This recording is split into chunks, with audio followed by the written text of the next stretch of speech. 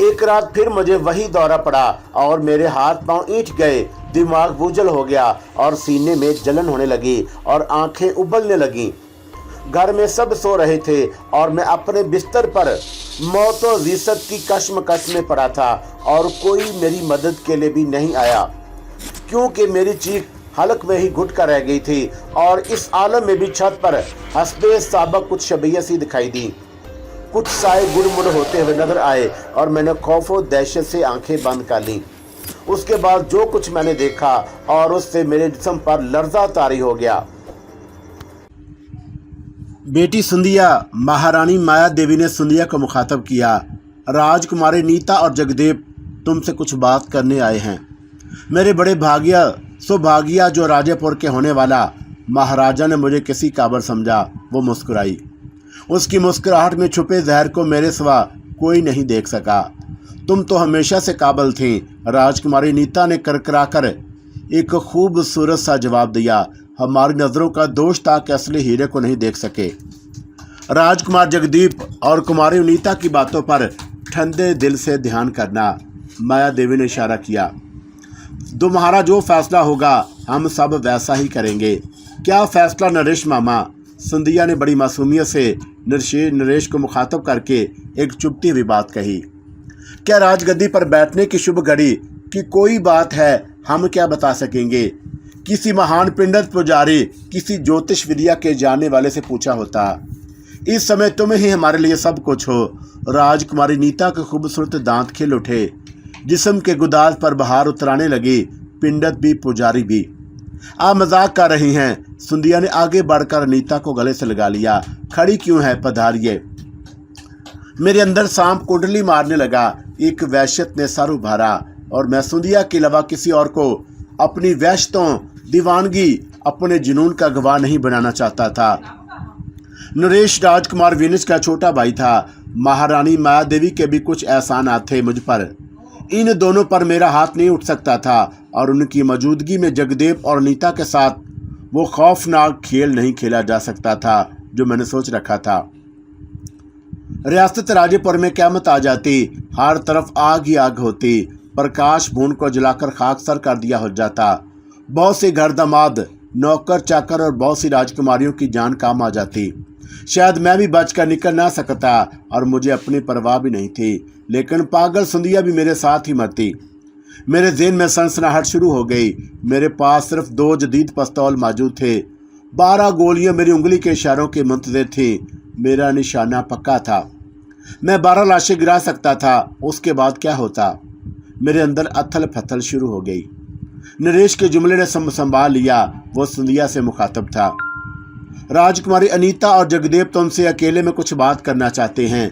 मैं और महारानी माया देवी मुलाकाती कमरे में तुम्हारे मुंतज़िर रहेंगे। तुम्हारा फैसला आखिरी फैसला होगा। क्या फैसला मामा जी? सुंदिया के चेहरे की मासूमियत कुछ और बढ़ गई। कुछ मुझे भी तो बताइए, बात क्या है?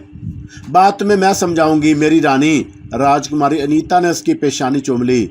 महारानी माया देवी और नरेश उल्टे कदमों वापस लौट गए। मेरा इज़्तिराब ख़त्म हो गया। अब कोई फिक्र की बात नहीं थी, कोई खौफ, कोई खटका नहीं था। मुझे मालूम था कि जगदेव के गार्ड दनान खाने की तरफ कदम नहीं उठा सकते। वो उसी पोजीशन पर होंगे जहां पहले थे। मुझे फरार के बहुत सारे चोर रास्तों का इल्म था। राजकुमारी अनीता और सुंदिया साथ साथ बैठ गईं। जगदेव अलहदा कुर्सी पर टिक गया और उसकी दर्दीदा नज़रें बार बार सुंदिया के हसीन चेहरे का तवाफ कर रही थीं। मेरी वहशतें बढ़ती जा रही थी, लेकिन इस बात का इत्मीनान भी था कि जगदेव का वक़्त पूरा हो चुका था। वो मेरे हाथ से बचकर नहीं जा सकता था। थोड़ी देर अनीता और सुंदिया के दरमियान इधर उधर की बातें होती रहीं। फिर राजकुमारी ने असल मौजू छेड़ा। सुंदिया, जानती हो महारानी माया देवी ने तुम्हारे ऊपर क्या फैसला छोड़ने की बात की है? मुझे क्या मालूम? सुंदिया ने भोलपन से जवाब दिया। मैं बताती हूँ। राजकुमारी के चेहरे पर गुलाब खिलने लगे। तुम्हें रियासत राजेपुर की महारानी का चुनाव करना है। मुझे चुनाव करना है। सुंदिया खिलखिलाकर हंस पड़ी।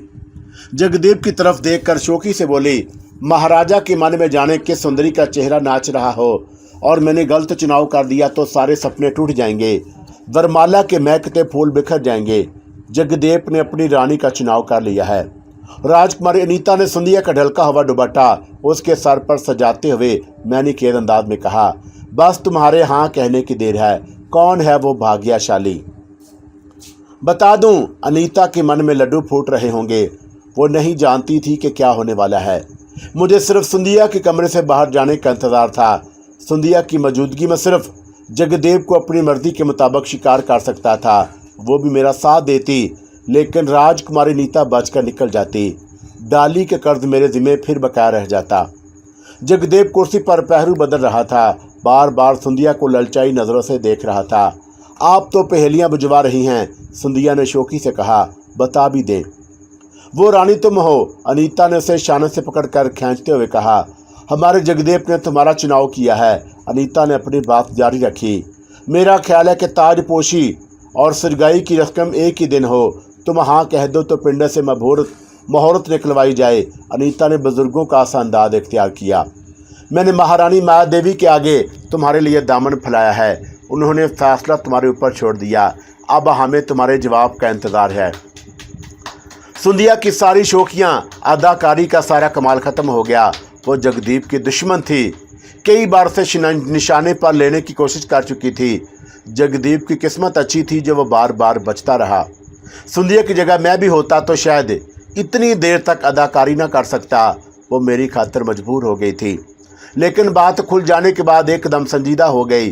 होंठ काटने लगी। बड़ी हिम्मत वाली थी। जाने अब तक खुद को किस तरह संभाले हुए थी। कोई और होता तो धमाके से फट जाता। बर्दाश्त की कुव्वत जवाब दे गई होती। तुम्हारी खामोशी को क्या समझूं? राजकुमारी अनीता ने लाड से पूछा। हाँ, तुमने मुझे स्वीकार कर लिया तो मैं हमेशा तुम्हारा उभारी शुक्रगुजार रहूंगा। जगदेव ने पहली बार लबे कुशाई की। मेरे लिए बड़े मान की बात होगी, लेकिन संध्या कुछ कहते कहते रुक गई। वो मेरा अज़तराब बढ़ता जा रहा था। कोई और अब कमरे में आ जाता तो फिर मौका हाथ से निकल जाता। लेकिन क्या? राजकुमारी अनीता ने मुस्कुराकर पूछा। जगदेव के सामने हाँ कहते ला जा रही है। अगर ये बात है तो मैं उठकर बाहर। जगदेव ने उठने की खातिर पर तोला तो मैं घबरा गया। संध्या बोल पड़ी। आप बैठिए, मैं 1 मिनट में आती हूँ। संध्या तेजी से उठकर बाहर निकल गई। कृष्णा की कही हुई बात पूरी होने का वक्त आ गया। जगदेव की पुश्त गैलरी की तरफ थी। वो खाली हाथ नहीं आया होगा। कोई खतरनाक आतिशी हथियार उसके जिस्म पर ज़रूर मौजूद होगा। मैंने सबसे पहले उसके काबू करने के बारे में सोचा। पिस्तौल के दस्ते की एक ही ज़रब से वो लड़कर फर्श पर गिरा और मैं आंधी बनकर टूटा था। उसको संभलने की मोहलत नहीं मिली। राजकुमारी अनीता उछल पड़ी। फटी फटी नज़रों से मुझे देखने लगी। मैंने फुर्ती से लपक कर कमरे का दरवाज़ा अंदर से बोल्ट कर दिया। पिस्तौल अनीता की तरफ तान कर बड़े सफाक लहजे में बोला, मुंह से आवाज़ निकालने की गलती ना करना, वरना एक ही गोली में भेजा उड़ा दूंगा। वो थर थर कांपने लगी। किसी साधु को एक दरिंदे के रूप में देखकर उसे तज्जब जरूर हुआ होगा, और मैंने उसके चेहरे के तासरात पढ़ने की कोशिश नहीं की। झपट कर जगदीप पर सवार हो गया। उसकी टाई खोलकर उसके हाथ पुष्ट पर पूरी मजबूती से बांधने में बड़ी इजलत से काम लेना पड़ा। मैंने उसका जिस्म टटोला और मेरा अंदाज़ा गलत नहीं था। जर्मन साखत का एक सलेंसर लगा हुआ पिस्तौल उसके बगली रजिस्टर में मौजूद था, और मैंने अपना पिस्तौल वापस नेफे में उड़सकर जगदीप के खामोश पिस्तौल पर गिरफ्त जमा ली। तुम कौन हो? राजकुमारी अनीता ने मुर्दा सी आवाज़ में सवाल किया। क्या चाहते हो तुम? कोई सवाल मत करो, कोई सबब मत पूछो। मैं खून अशाम भेड़िए की तरह घुराया। इसे सफाक लहजे में हुक्म दिया, गुस्ल खाने से पानी लाकर इस राक्षस के मुंह पर छींटे मारो। इस हरामजादे पापी को होश में लाओ और मुझे इससे बातें करनी हैं। राजकुमारी के पास मेरे हुक्म की तामील के सिवा कोई चारा नहीं था, और उसका गुलाब जैसा खिला हुआ चेहरा कमला गया और चांद को जैसे गहन लग गया हो। जैसे उसकी कीमती अंगूठी का अनमोल लगीना चटक गया हो। जैसे डोली में सवार रोते रोते उसने अपने विधवा होने की खबर सुन ली हो। वो बुरी तरह सहमी सहमी नजर आ रही थी। उसकी पलकों के सारे जुगनू पीट पटाकर फौत हो गए। जगदीप को होश आ गया। उसने उठने की कोशिश की तो कसमसा कर रह गया। हकीकत वाज़े हुई तो वो भी बौखला गया। अपने खामोश पिस्तौल को मेरे हाथ में देकर उसका रंग जर्द पड़ गया। मैंने अनीता को बैठने का हुक्म दिया। वो जगदीप के करीब ही कुर्सी पर ढेर हो गई। कौन हो तुम? जगदीप ने खुद को संभाल कर पूछा। वही सवाल राजकुमारी अनीता भी कर चुकी थी। मैं तुम्हारी मौत हूँ, मैं सांप की तरह फुंकारा। अपनी शिनाख्त, अपनी पहचान के लिए किसका हवाला दूं? बात लाखीपुर के उन गुंडों बदमाशों से शुरू करूं जिन्हें तुमने एक शख्स को मारने की खातर पाल रखा था? उन अंग्रेज़ अफसरों की कहानी सुनाऊं जिनको शराब, दौलत और हसीन औरतें फराहम करके तुमने एक बेगुनाह को रास्ते से हटाने की कोशिश की थी? मासूम हिमा की कहानी सुनाऊं जिसकी इज्जत लूट कर तुमने उसे खुदकुशी पर मजबूर कर दिया? भटनागर का किस्सा बयान करूं जिसे तुमने अपना नुमाइंदा बनाकर प्रकाश भून भेजा था? तुम्हारी कमीनगी ने एक बेगुनाह के माथे पर कातल की छाप लगा दी, मुजरम बना दिया। मैंने अपना बयान जारी रखा। तफसील बहुत तवील है, मेरे पास समय कम है। तुम इस शख्स को याद करो जिसको तुमने एक मौके पर अपने घोड़े से कुचलने की साजिश का जाल बुना था। उसने तुम्हें घोड़े समेत उठाकर एक तरफ फेंक दिया था। सब की आंखें फट गईं। तुम्हारे सीने पर सांप लौटता रहा और तुम अपनी खसलत से तुमने नए ट्रेप तैयार करने शुरू कर दिए। उस बहादुर शख्स को कोई इनाम नहीं दिया। क्या कसूर था उस गरीब का? सिर्फ इतना कि वह नमक हलाल था, राजकुमार विनश का वफादार था। नमक हराम नहीं था, तुम्हारी तरह कमीना और बेगैरत नहीं था। तुम वह हकलाने लगा। फटी फटी नज़रों से मुझे देखता रहा और उसे अपनी कुव्वत बसारत पर यकीन नहीं आ रहा होगा। उसकी खोपड़ी चकरा रही होगी। हज़ारों सवाल गुडमुड हो रहे होंगे। अपनी हमाकत पर तलमला रहा होगा। राजगद्दी हासिल करने से पहले उसने बड़ी हवेली से बाहर कदम क्यों निकाला? राजकुमारी नीता अपनी कुर्सी पर पहलू बदलने लगी। उसकी निगाह भी मेरे चेहरे पर जमी हुई थी। मेरे बारे में और जानकारी करना चाहोगे? मैं दांत पीस कर बोला। गद्दी की हवस ने तुम्हें दीवाना कर दिया। इंग्लिस्तान से तुम्हारी गोरी चिट्टी बहन आई, उसे हालात कलम नहीं था और तुम बेगैरत भाई थे। तुमने अपनी बहन को भी दांव पर लगा दिया। तुम्हारे कई बंदे और मारे गए और मैंने तुम्हारे खूबसूरत बहन का सर नहीं कुचला, उसको माफ़ कर दिया। वो इस वक्त भी तुम्हारी नज़रों के सामने है। और मैंने नीता की तरफ इशारा किया। मेरा लावा उबलता रहा। यही है ना वो खूबसूरत और हसीन नागन जो मुझे डसने आई थी और मैंने उसका जहर निकाले बगैर जिंदा छोड़ दिया। तुम समझे मैं डर गया। नई बसात जमानी शुरू कर दी। मोहरे इधर उधर करने लगे। नई नई चालें चलने लगे। मुझे जाल में फांसने की खातर मिस्टर केवल, सराज और सोशियल को बाहर से नई खीप की तरह दरामद किया गया। नतीजा क्या निकला? और तुमने सोशियल को ख़रीद लिया। एक प्यादा आगे बढ़ा और मैंने उसे भी पेट दिया। नई बसात भी पलट दी और तुम भी हट के पक्के थे। कमीनगी इंसान की फितरत होती है और तुम अपनी फितरत से बाज नहीं आए। अंग्रेज़ अफसरों से साजबाज शुरू कर दी। आईजी मेहता से मुझे रियासत से चले जाने को कहा। छावनी के अफसरों ने घेरा तांग करने की कोशिश की। याद है कमर जगदेव जी, या ये भी भूल गए? मैं गलत था और जगदीप के कसबाल निकलने लगे। मेरी भूल थी। इतनी जल्दी क्यों हार मानते हो महाराज? मैंने तंज किया। अभी तो तुम्हारे बदेसी गार्ड बाहर संगीन ताने पोजीशन लिए खड़े होंगे, उनको आवाज़ दो। मुझे क्षमा कर दो। उसने रहम तलब नज़रों से देखा।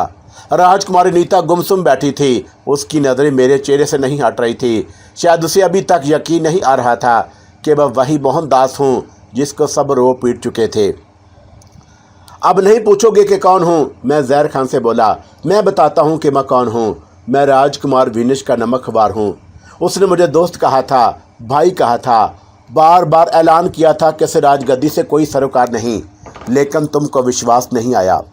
वो शारदा को लेकर निकल गया। कब तक मेरी राह देखता? और तुमने अपने सारे रास्ते एक एक करके साफ कर लिए। प्रीत तुम्हारे हलक की हड्डी थी, वो भी निकल गई तो तुमने सुंदिया के सपने देखना शुरू कर दिए। मुझे भी बुला बैठे और मेरी मौत की तलाक का इंतज़ार भी नहीं किया।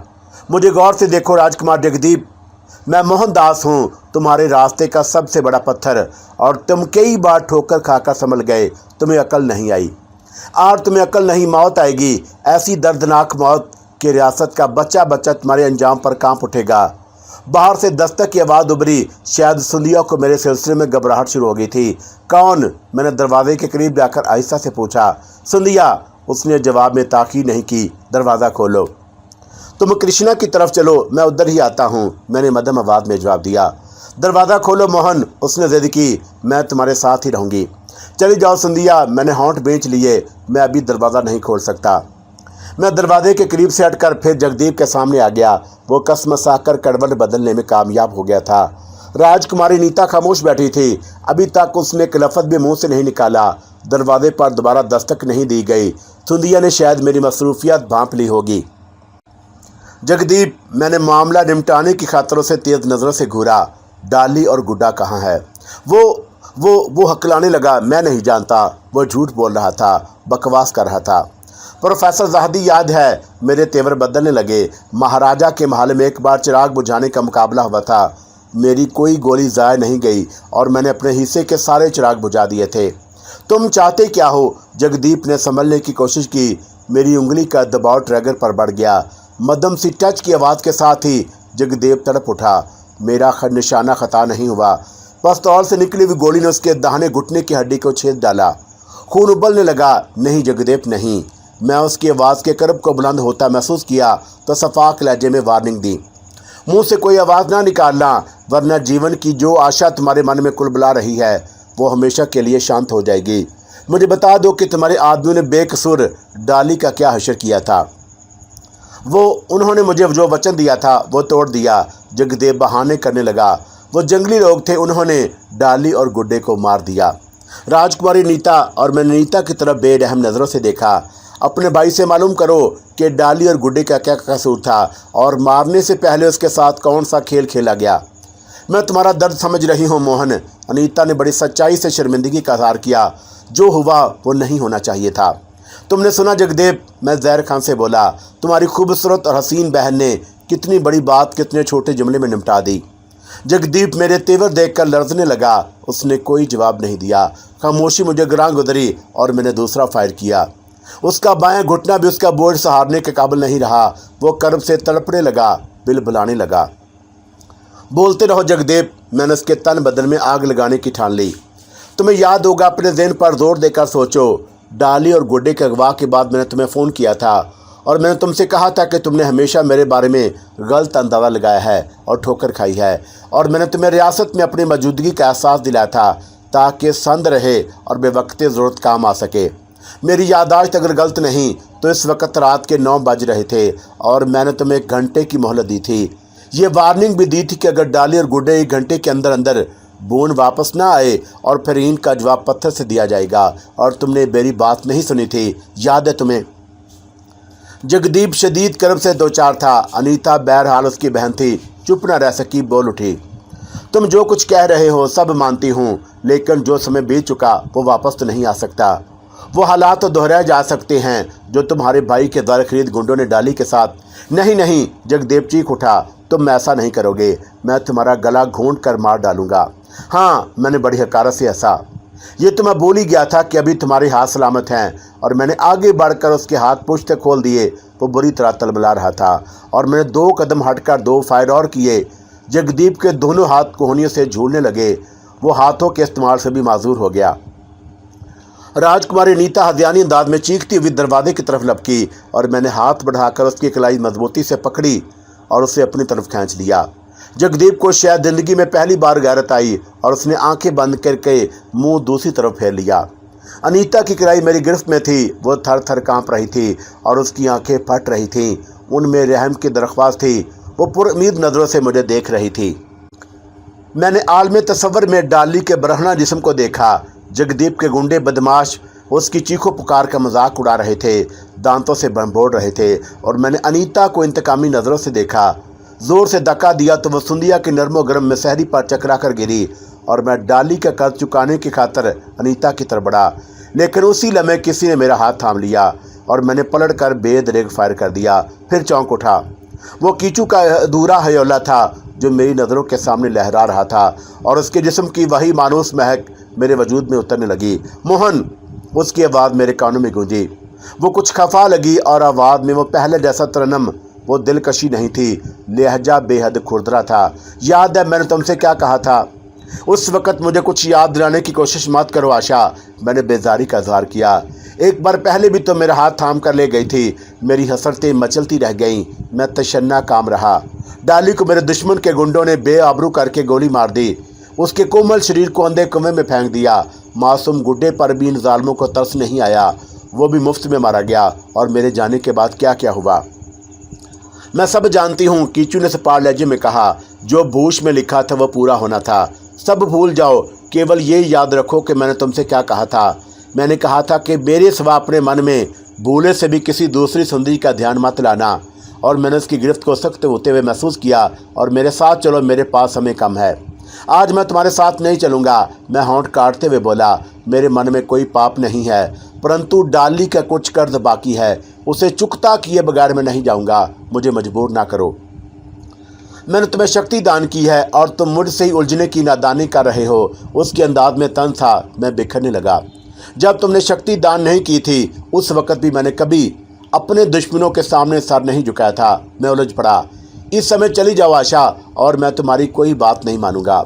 सब कुछ खो दोगे, मेरी शक्ति भी, अपना मान भी। उसके लहजे में बेरुखी आ गई। और सारा जीवन हाथ मलते रहोगे। अब जो भी हो। और मैंने उसे अपना फैसला सुना दिया। डाली की कर्बनाक चीखें मेरे वजूद में गूंज रही हैं। वो मेरी मौसना थी। मैं उसे नजरें किस तरह फेर लूं। तुम जाओ आशा। मोहन। और उसकी बाद में बादल गरजने लगे। तुम्हें मेरे साथ चलना होगा। तुम चाहो भी तो इनकार नहीं कर सकते। और उसकी गिरफ्त और सख्त हो गई। कीचू की बेरुखी, उसका रूखा फीका तर्दे तकल्लम मेरी बात बार खातर पर गिरा गुजरा। और इस वक्त डाली के इंतकाम की आग मुझे झुलसा रही थी। राजकुमारी नीता का समी बंधन सुंदिया की कीमती मसहरी पर बिखरा पड़ा था। जगदीप के दिल पर नश्तर चुभ रहे थे और मैं जुनून की कफीतों से दो चार था। उस वक़्त कीचू ने मुझे अपने साथ ले जाने की जिद की तो मेरी वहशतें सवाह हो गई। एक मरतबा पहले भी ऐन उस मौका पर जब कि मैं जगदीप की हवेली को जलाकर जगदेव समेत भस्म करने के इरादे से उसकी हवेली में कूदने वाला था, तो कीचू ने मेरा हाथ पकड़कर मुझे वहाँ से दूर कर दिया था। वो मुझे वहाँ से मेरी मर्जी के बगैर उठाकर जंगलों में ले गई थी और मैं कुछ भी नहीं कर सका था। मैं बेबसी से हाथ मलता रह गया था और मेरी एक ना चल सकी। मैं कितना बेबस था। मैं एक तिनका था जिसे कीचू की तिरस्माती ताकत की हवा उड़ा लिए फिर रही थी। मैं क्या था? मैं एक हकीर जर्रा था और मैं मोहनदास नहीं, मैं मीर जमशेद आलम। और मैं क्या था और मेरी क्या वक़्त थी, मेरी क्या हसीयत थी। कीचू के अल्फाज ने मेरे अंदर एक हलचल मचा दी। तुम्हें मेरे साथ चलना होगा, तुम चाहो भी तो इनकार नहीं कर सकते। वो मेरी बेबसी का मजाक उड़ा रही थी। वो मुझे बावर करा रही थी कि मेरी चाहत, मेरी मर्जी कोई हैसियत नहीं रखती और मेरा इरादा, मेरे अज़म कोई मायने नहीं रखता। वो मुझे एहसास दिला रही थी कि मैं एक हकीर कीड़ा हूँ जिसे वो जब चाहे मसल दे और मैं भी एक बेत पतवार नाव था, वो जिस तरह चाहे बहा ले जाए। और जैसे मेरे अंदर कोई चीज़ टूट गई, एक ज़ोरदार छनाका मेरे अंदरून में हुआ तो कीचू का बुत, जो एक झूठी बुत मोहब्बत के सैर ने बना रखा था, टूट कर बिखर गया। धूल ही धूल थी। गिर्द का एक तूफ़ान था जो मेरे अंदरून में बरपा था और उस गिर्द के तूफ़ान में एक चेहरा था, एक नहीफ़ो नज़ार शख्स का चेहरा, धूल में अटा हुआ जो ज़ाहिर होने के दर पे था। एक खान माँ बर्बाद बेपरोबाल शख्स, मीर जमशेद आलम का चेहरा। वो शख्स अंगड़ाई लेकर बेदार होने के सही कर रहा था। ये एक लम्हा था। एक लम्हे में दिलों की दुनिया बदल जाती है। कल्बो माहियत के लिए एक लम्हा भी काफ़ी है।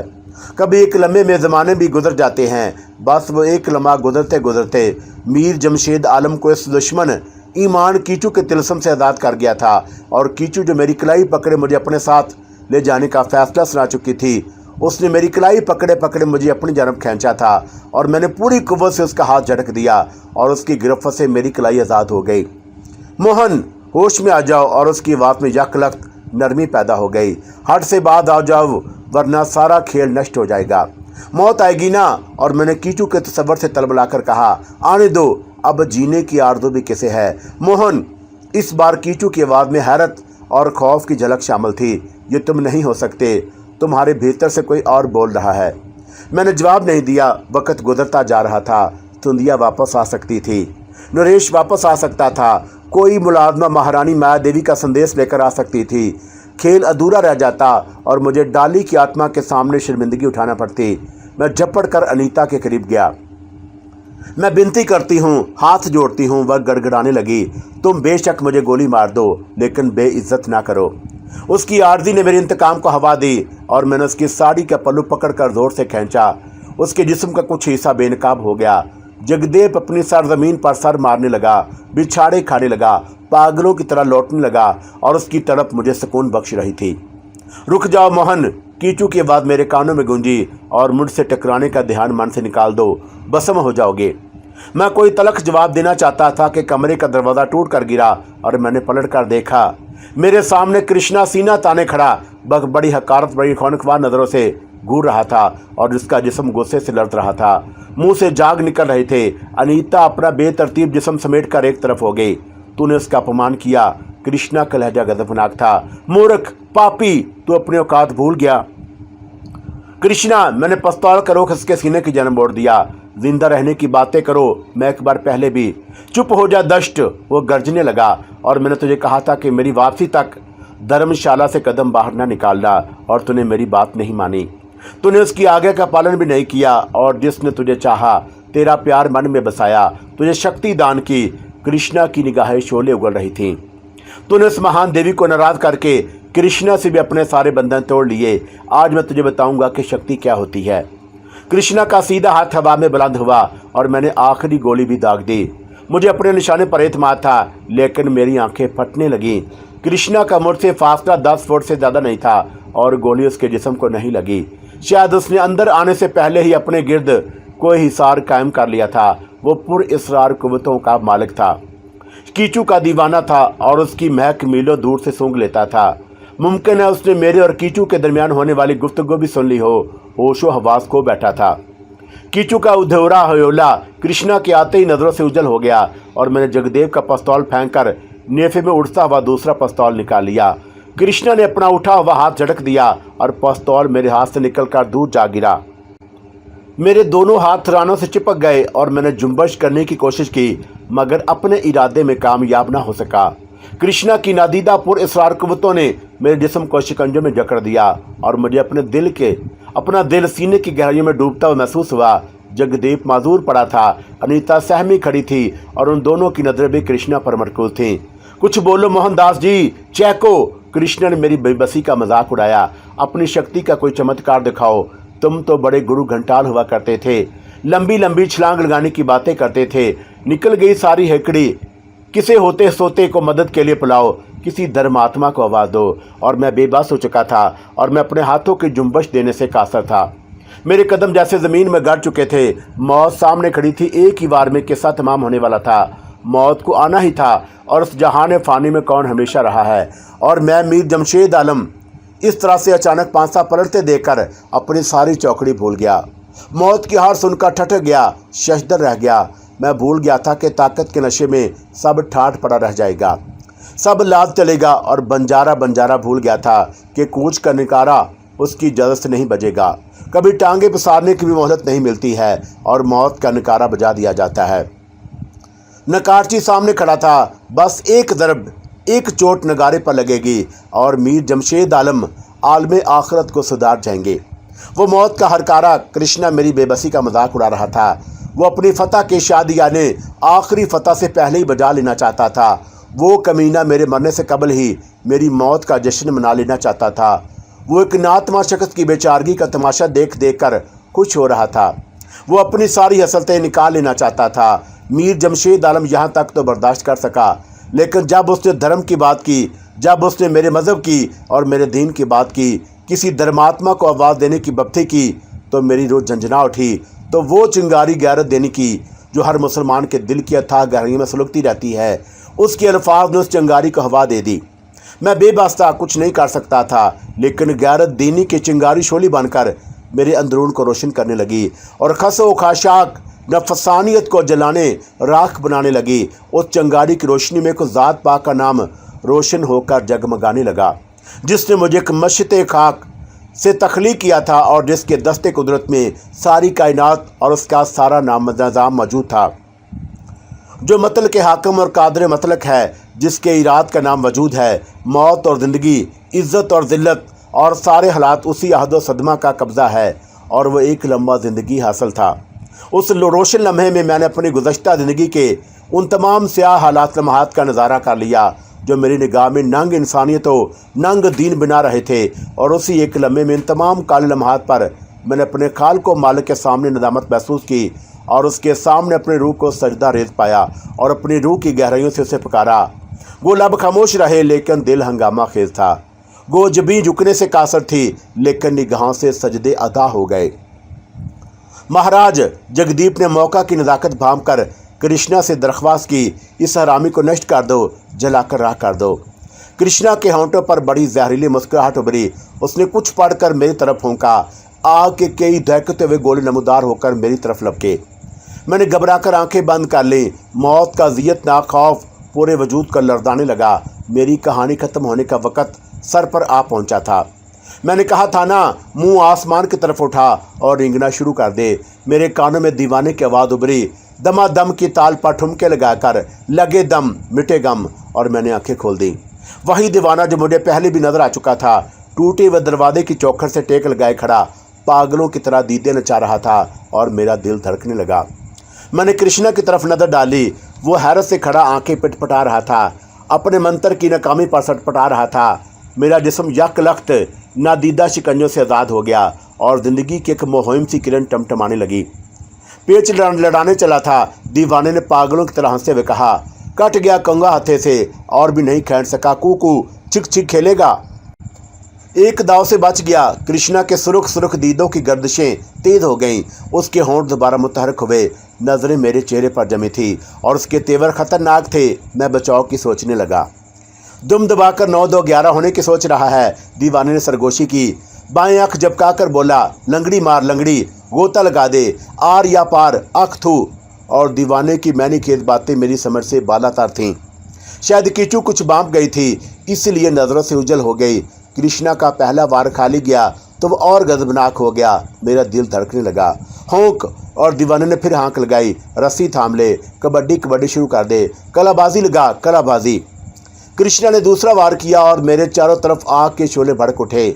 मौत का तस्वर असाब झंझोड़ने लगा और मैं अल्लाह को याद करने लगा। कृष्णा मेरी घबराहट देकर फातहाना अंदाज में कैके लगा रहा था। फिर मैं शशदर रह गया। बाजी पलटती हुई नजर आई। आग के शोलों ने बरक रफ्तारी से लपक कर कृष्णा को घेर लिया। उसकी आंखें खुली की खुली रह गईं। मैं हक्का बक्का रह गया और उसने भागने की कोशिश भी नहीं की। शायद उसका ज़हन मुअत्तल हो गया था। खुश्क लकड़ी के मुजस्मे की तरह जल भुनकर खाक हो गया। और दीवाने ने एक उंगली को ज़रा जुम्बश दी। हवा का तेज़ झोंका आया, सब कुछ समेट कर ले गया और मैदान साफ हो गया। वो फरेबे नज़र नहीं था, कोई करिश्मा था, मोर्जा था। मेरे स्याह खाना दिल में बिजली से कड़की। जहन की गिरहें खुलने लगी। वो कोई आम दीवाना या पागलपन नहीं था, अल्लाह का कोई बरगजीदा बंदा था, सच्चा आशिक। कोई सौदाई जो गले गले गर्क था, कोई पहुंचा हुआ फ़कीर था, पीरे कामिल था, कोई मजजूब था, दरवेश था। वो कुदरत का कोई करिश्मा, रहमत का इशारा था और जिसने मेरी आंखें खोल दी। मेरा अरफान जाग उठा। वजदानी कफ़ियत तारी होने लगी। मैं सरतापा लरजने लगा। दीवाना बार बार पलके झपका रहा था और मैंने बेख्तियार लपक कर उसके पैर पकड़ लिए। मेरी आंखों से सावन की झड़ी लग गई। बगले बजाना बंद कर, उल्टा लटक जा, हलक में उंगली डालकर उल्टी कर दे, किस कर बांध कर और नाक पकड़ कर डुबकी लगा दे। खाली कूकू छक छक से काम नहीं चलेगा। दीवाने के बाद मेरे कानों में गूंजी, पीरो मुर्शद तुम जो कहोगे मैं वही करूँगा। मैंने बड़ी आर्जी से दरख्वास्त की, तुम मेरा हाथ थाम लो। वो दीवानों की तरह दीदे नचा नचा कर मुझे घूरने लगा और उसने मुझे मायूस नहीं किया। मेरी इल्तिजा कबूल कर ली। हाथ बढ़ाकर मेरी कलाई पकड़ ली तो मेरे सारे जिस्म में करंट दौड़ गया। सनसनाहट शुरू हो गई। मुझ पर गनूदगी तारी होने लगी और मुझे अपना वजूद बहुत हल्का फुल्का लगा। फिर मुझे यूं लगा जैसे मैं बादलों में प्रवास कर रहा हूँ। मेरे पपूटे बोझल होकर बंद हो गए। मुझे कुछ याद नहीं रहा। कुछ मिलती जुलती आवाज़ें थी जो मुझे ज़िंदगी का एहसास दिला रही थी। मेरा जहन आहिस्ता आहिस्ता बेदार होने लगा। गुजरे हुए लम्हात सीता जहन पर उभरने लगे। डाली के इंतकाम ने मुझे पागल कर दिया था। राजकुमार जगदीप मेरे अताब का शिकार हुआ और मैंने उसके हाथ पैर के सारे जोड़ चकनाचूर कर दिए। वो ज़िंदगी भर के लिए माजूर हो गया। गुलबदन अनीता जगदीप की बहन बेकसूर थी। मेरा उसका हिसाब बराबर हो चुका था। एक मौका पर उसने मफामत की खातर मुझे अपने ख्वाबगाह में तलब किया और मैंने उसके हुस्न की बारगाह में हाजिर हो गया। फासला कम करने की खातर उसने मेरा हाथ थाम लिए। जज्बात में तलातम पैदा हुआ। अचानक प्रीत बड़ी हवेली के 18 लाशों की खबर लेकर दरमियान में आ गई। फासले बढ़ गए और फिर डाली की कर्बनाक चीखें मेरे तस्वर में सदाई बाश्त गश्त बनकर उबरी तो होशो हवास खो बैठा, पागल हो गया। जुनून की हालत में मेरे ज़हन में किसी दानश्वर का एक जुमला गूंजा, मोहब्बत और जंग में सब जायज़ है। और मैंने राजकुमारी नीता के हसीन तराशीदा जिस्म का एक एक बुकिया उधेड़ डालने की ठान ली।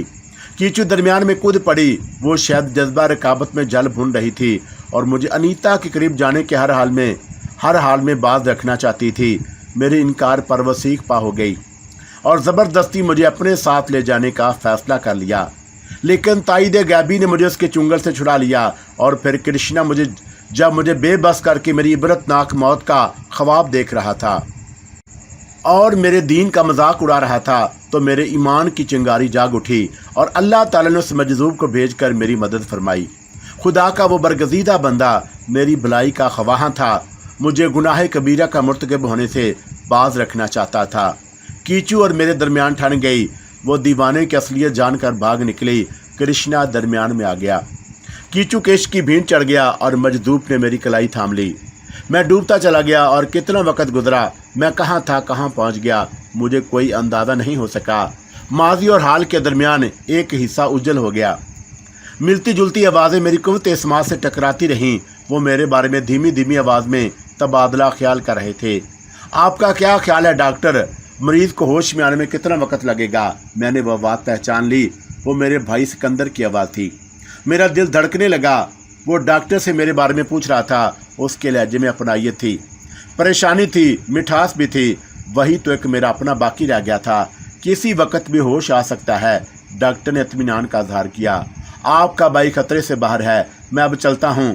कोई ज़रूरत हो तो फ़ोन कर दीजिएगा। वैसे मुझे यकीन है कि मरीज़ को अब मेरी ज़रूरत नहीं रहेगी। शुक्रिया डॉक्टर। कदमों की आवाज़ें उभर कर दूर होने लगी। मेरी आंखें बंद थी, जहन पूरी तरह जाग रहा था। शायद सिकंदर डॉक्टर को बाहर तक रुखसत करने गया। मैंने पलकों के दरमियान हल्की सी झरी करके माहौल का जायज़ा लिया। मेरी नज़र एक खातून पर पड़ी। वो मेज़ पर रखी हुई दवाओं को तरतीब देने में मसरूफ़ थी और मैंने उसे पहचान लिया। वो कोई नर्स नहीं, रूही थी, सिकंदर की बीवी, मेरी भाभी। मैं शायद सिकंदर के मकान पर था। दीवार पर सिकंदर और रूही की शादी की यादगार तस्वीर वाला फ्रेम देखकर मैंने यही अंदाज़ा लगाया।